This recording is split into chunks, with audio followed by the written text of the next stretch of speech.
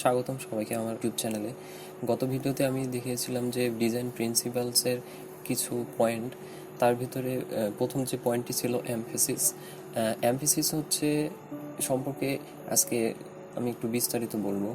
তো এমফেসিস বিষয়টা হচ্ছে যে এমফেসিস হচ্ছে এমন একটি ডিজাইনের ভিতরে এমন একটি অবজেক্ট বা এলিমেন্টস যেটাকে আমরা একজন ভিউয়ারকে ফোর্স করব সেই বিষয়টি দেখার জন্য, এবং এই এমফেসিসের মাধ্যমে ডিজাইনারের ভিতরে কোনো প্রকারের কনফিউশন থাকবে না যে আসলে ডিজাইনটার রিজনটা কি এবং ডিজাইনটা কোন পারপাসে এটা ডিজাইন করা হয়ে গেছে বা ডিজাইনের মেসেজটা কি।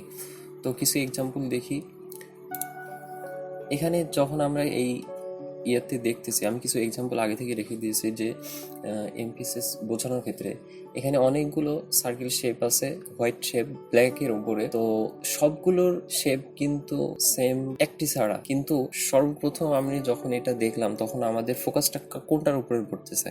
সর্বপ্রথম কিন্তু ছোট যে সার্কেলটা সেটার উপরে পড়তেছে। তো এই ডিজাইনের ভিতরে বা এই সাজানোর ভিতরে এমফেসিসটা বা ফোকাল পয়েন্টটা তৈরি করছে ছোট্ট একটি শেপ। বড় শেপ অনেকগুলো আছে, কিন্তু বড় শেপের থেকে ছোট্ট এই শেপটি কি করছে, ফোকাস মানে ভিউয়ারকে আকৃষ্ট করছে, ফোর্স করছে ওইটা দেখার জন্য। তো এরকম অ্যানাদার এক্সাম্পল আসতেছে হচ্ছে যে এতগুলো ম্যান আইকন, কিন্তু এর ভিতরে আমাদের সর্বপ্রথম ফোকাসটা কার উপরে পড়তেছে? ইয়েলো কালার, অরেঞ্জ কালারের সেই আইকনের উপরে। কেন?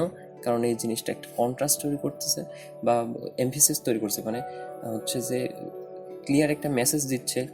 যদিও এখানে কোনো ডিটেলস টেক্সট নেই, তারপরে এখানে কিছু বোঝানো হচ্ছে যে এই আইকনটি ইয়েলো হওয়ার পেছনে অবশ্যই কোনো কারণ আছে বা কোনো একটা রিজন আছে, যেটা ডিজাইনের ভিতরে যখন নেবে তখন একটা ডিটেলস, একটা হেডলাইন থাকবে অবশ্যই।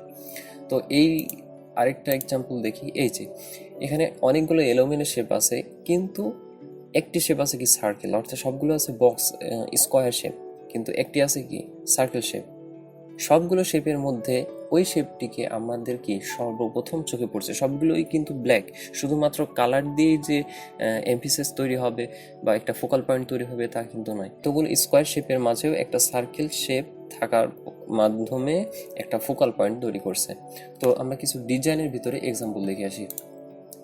তো এই ডিজাইনের মেইন ফোকাল পয়েন্ট আসলে কোনটা? এখানে মেইন ফোকাল পয়েন্ট বা এমফেসিস যে জিনিসটা আমাদের সর্বপ্রথম পড়তেছে ইমেজের উপরে। তো ইমেজের উপরে আমার পড়তেছে, আবার তার আগে পড়তেছে ব্ল্যাকের উপরে সেই হচ্ছে কি বিজনেস টেক্সটটা। কারণ কি এখানে সে বিজনেস টেক্সটটাকে হাইলাইট করছে। এখানে সে হোয়াইট কালার ইউজ করলে ইউজ করতে পারতো, কিন্তু সে অরেঞ্জ কালার বা ইয়েলো কালারটা ইউজ করছে এই কারণে যেন একটা ফোকাল পয়েন্ট তৈরি হয়, ভিউয়ার দেখে ওই জিনিসটার একটা মেসেজ পায়, ডিজাইনটার রিজনটা কি বা এর মিনিংটা কি, ডিজাইনটা কেন। তো ডিজাইনটার যখন আমি ফোকাল পয়েন্ট আমি পেয়ে গেলাম যে হচ্ছে বিজনেস, তো এটা অবশ্যই একটি বিজনেস রিলেটেড ডিজাইন, ঠিক আছে। তো এটা কেমন ধরনের business related? Corporate business flyer design.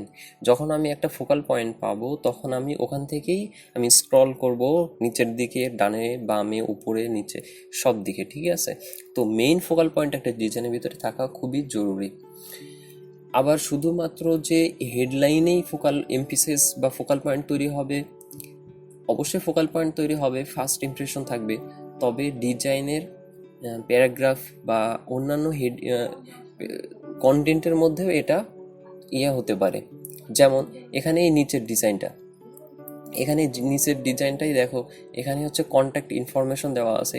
সে এখানে একটা ফোকাল পয়েন্ট তৈরি করছে ইনফরমেশনের মধ্যে, যে তার একটি যে ওয়েবসাইট আছে যেটা কন্ট্যাক্ট করার থেকে, লোকেশন খোঁজার থেকে, মেল করার থেকে সব থেকে ভিউ ডিজাইন করছে বা যে সার্ভিসটা প্রদান করছে তার সম্পর্কে বিস্তারিত জানতে পারবে এই ওয়েবসাইটের মাধ্যমে। তো এইটাকে সে কি করছে, একটা ফোকাল পয়েন্ট হিসাবে ইউজ করছে বা হাইলাইটস করছে। তো আরেকটা ডিজাইন দেখি। এই ডিজাইনটাই আসলে আমাদের সর্বপ্রথম যে ফোকাল পয়েন্ট সে তৈরি করছে, একটা স্মাইলি ফেস, একটা ইমেজ, ঠিক আছে, একটা পার্সন। সে একটা ফোকাল পয়েন্ট তৈরি করছে যে যেন আমি ডিজাইনটা দেখে আমি দেখার পরে আমি থেমে যাই। এবার যখন আমি এখানে থেমে গেছি, যাওয়ার পরে কিন্তু আমি আমার নেক্সট ফোকাসটা পড়তেছে এই হেডলাইনের উপরে। এখানে যে হেডলাইন টেক্সটটা আছে স্মার্ট আইডিয়াস, তো এটার মাধ্যমে আমি একটা মেসেজ পাচ্ছি যে তাদের সার্ভিসটা হচ্ছে স্মার্ট আইডিয়াস সে প্রোভাইড করবে। এখন আমি উপরে নিচে বা ডানে বা তখন আমি এই ডিটেলসটা পড়বো এবং এদের সঙ্গে কেমনভাবে কন্ট্যাক্ট করা হয় সেটা ডিটেলসটা পড়ার চেষ্টা করব। তো আরেকটা এক্সাম্পল দেখি।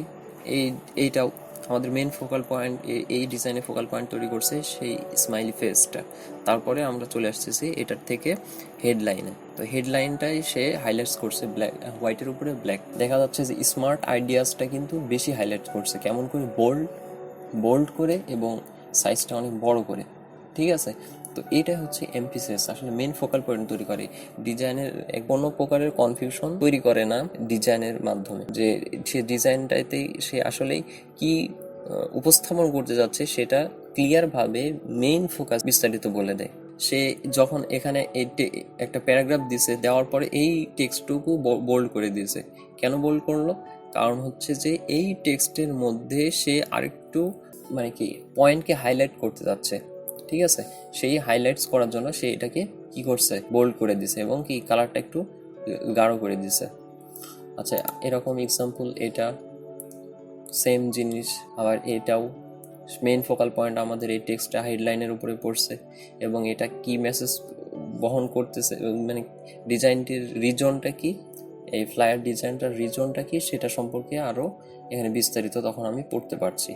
তো এমপিসিসটা বিষয়টা হচ্ছে যে ভিউয়ারকে পুরোপুরি কনফিউশন মুক্ত করা, তাকে এমন কোনোভাবে মেসেজ দেওয়া যেন সে ফার্স্ট দেখাতেই এই ডিজাইনের মেইন রিজনটা সে ক্লিয়ারলি বুঝতে পারে এবং সে এখানে স্টপ হয় এবং আমার যে সার্ভিসটা সেটা যেন পুরোপুরি সে পড়ার আগ্রহ তৈরি হয়। তো এটাই হচ্ছে বেসিক্যালি এমফিসিসের বিষয়।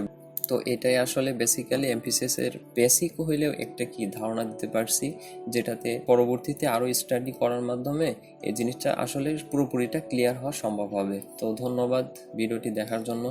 আর অবশ্যই চ্যানেলটা সাবস্ক্রাইব করে রাখবেন এবং ভিডিওটি সম্পর্কে আপনার মূল্যবান কমেন্টটি আমাকে প্রদান করুন, যেন আমি ইমপ্রুভ করতে পারি ভিডিও কোয়ালিটি বা হচ্ছে প্রেজেন্টেশন বা কি আরও কি অ্যাড করার প্রয়োজন ছিল সেই বিষয়ে অবশ্যই আপনাদের মতামত পেশ করবেন। আল্লাহ হাফিজ।